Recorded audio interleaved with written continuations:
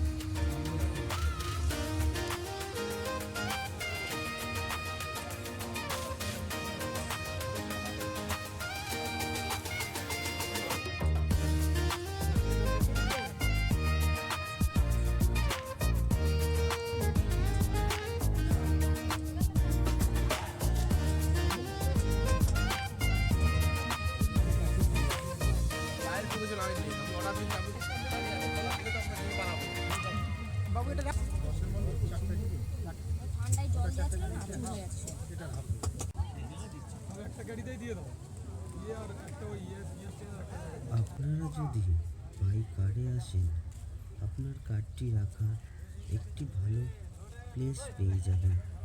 এই পিকনিক গার্ডেনটির ভিতর অসংখ্যময় জায়গা রয়েছে, যেখানে খুবই আরামসে আপনার গাড়িটি যেতে পারবে, অথবা তার সাথে আপনারা এখানে পিকনিকও করতে পারেন। গুড মর্নিং, হ্যালো বন্ধুরা, আশা করি সবাই ভালো আছো, সুস্থ আছো। তো তোমাদের জন্য অপেক্ষায় রয়েছে আই লাভ মাই বকখালি। এই ব্রিজে ঘুরলে অনেক কিছু দেখতে পাবে তোমরা।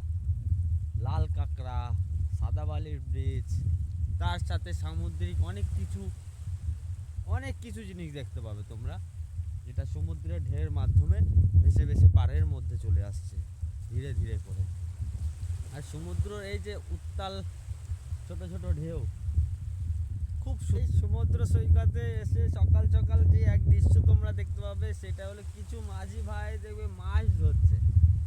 একটু আগিয়ে গিয়েই অনেক মাছ ধরছে, তারা ফিরবে, আর কিছুক্ষণ পর তাদের মাছ ধরা কমপ্লিট হয়ে গেলে তারা ফিরবে।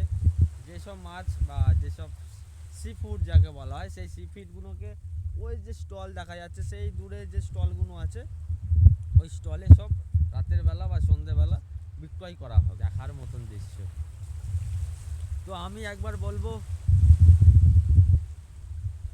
প্রয়োজন পড়লে বা সময় হলে হাতে একবার অন্তত এই বকখালি ব্রিজে এসো, কিছুটা সময় হলেও এই ব্রিজে কাটিয়ে যেও, আর কিছু স্মৃতি অর্জন করে এই বকখালির ব্রিজ থেকে তুমি তোমার গন্তব্যস্থল বা বাড়ি নিয়ে যেও।